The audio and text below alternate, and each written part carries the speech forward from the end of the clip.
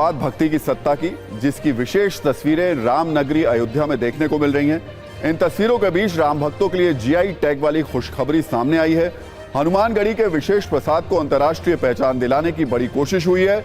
अयोध्या के हनुमानगढ़ी लड्डू को जल्द ही जीआई टैग मिलने की संभावना है। इसके लिए चेन्नई स्थित जीआई कार्यालय में प्रस्ताव भेजा गया था, जिसे स्वीकार कर लिया गया है। इस प्रक्रिया में कुछ महीने लग सकते हैं, जिसके बाद हनुमानगढ़ी के लड्डू को जीआई टैग मिल जाएगा और तिरुपति के प्रसाद लड्डू की तरह ही हनुमानगढ़ी का लड्डू जीआई टैग प्राप्त करने वाली चीजों में शामिल हो जाएगा। अब आपके मन में ये उठ रहा होगा कि जीआई टैग है क्या, ये सवाल उठ रहा होगा आपके मन में। इसके मिलने से कैसे किसी प्रोडक्ट की पहचान ग्लोबल हो जाती है, आपको आसान भाषा में इसकी पूरी जानकारी देते हैं। दरअसल जीआई का मतलब होता है जियोग्राफिकल इंडिकेशन। हिंदी में इसको आप भौगोलिक संकेत भी कह सकते हैं। ये एक ऐसा नाम या चिन्ह है जिसका उपयोग उन खास उत्पादों पर किया जाता है जो किसी विशिष्ट भौगोलिक स्थान से संबंधित होते हैं। शायद ही कोई होगा जिसने हनुमानगढ़ी के लड्डू का नाम नहीं सुना होगा। यह अयोध्या का प्रसिद्ध प्रसाद है, जिसकी चर्चा दुनिया के दूसरे देशों में भी होती है। इन्हीं खूबियों और खासियतों की वजह से इसे जीआई टैग देने की प्रक्रिया शुरू हो चुकी है। हनुमानगढ़ी के लड्डू को जीआई टैग दिलाने के लिए अयोध्या की कल्याण समिति ने खाद्य पदार्थ वाली श्रेणी में आवेदन किया था। आगे आपको जीआई टैग में भारतीय उत्पादों की सत्ता वाली पूरी कहानी बताएंगे। पहले हनुमानगढ़ी के लड्डू की खासियत आपको बता देते हैं। हनुमानगढ़ी में बेसन और शुद्ध घी से लड्डू तैयार किए जाते हैं। ये लड्डू हनुमानगढ़ी मंदिर में भगवान हनुमान को भोग लगाने के लिए तैयार होते हैं। 200 लोग मिलकर ये भोग तैयार करते हैं। औसतन रोज 20 से 25 क्विंटल लड्डू तैयार किए जाते हैं। हर जगह की अपनी एक पहचान होती है और इस वक्त मैं हनुमानगढ़ी में मौजूद हूँ।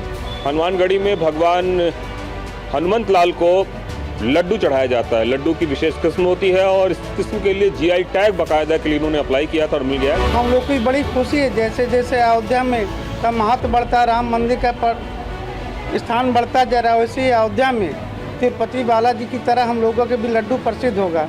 अभी केवल अयोध्या में गिने चुने जगह भी हम लोगों का प्रसाद जाता था। अब पूरे हिंदुस्तान के एक एक कोने में हनुमान जी का ये लड्डू का प्रसाद जाएगा। क्या नया नंबर आप लोगों को अलॉटेड हो रहा है? जी 1168 LTI नंबर है, ये हम लोग का अलॉट होने वाला है। एक सवाल ये भी है कि किसी प्रोडक्ट के लिए जीआई टैग होना कितनी बड़ी बात है और इससे कैसे उस प्रोडक्ट की पहचान ग्लोबल हो जाती है। जीआई टैग केवल अधिकृत उपयोगकर्ता जो होते हैं उसके रूप में पंजीकृत लोगों को लोकप्रिय उत्पाद के नाम का उपयोग करने की अनुमति सुनिश्चित करता है। मतलब ये कि ओडिशा के रसगुल्ला के लिए जो मिला है लोगों को रसगुल्ले के डिब्बे पर, उसका इस्तेमाल सिर्फ ओडिशा के लोग ही कर सकते हैं।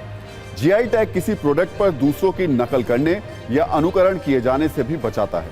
एक पंजीकृत जीआई टैग 10 वर्षों के लिए वैध होता है। हालांकि 10 साल के बाद इसे रिन्यू कराया जा सकता है। जीआई टैग मिलने के बाद उस प्रोडक्ट का मूल्य और उसके लोगों की अहमियत बढ़ जाती है। भारत में geographical indication of goods registration and protection act 1999 के तहत जीआई टैग दिए जाते हैं।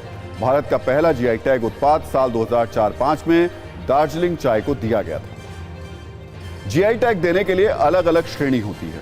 हस्तशिल्प वाली श्रेणी में मधुबनी पेंटिंग और मैसूर सिल्क है, जिसे जीआई टैग मिल चुका है। एक श्रेणी खाद्य पदार्थों की है, इसमें तिरुपति के लड्डू और रसगुल्लों को जीआई टैग मिला हुआ है। कृषि उत्पाद वाली श्रेणी में बासमती चावल को जीआई टैग मिला हुआ है।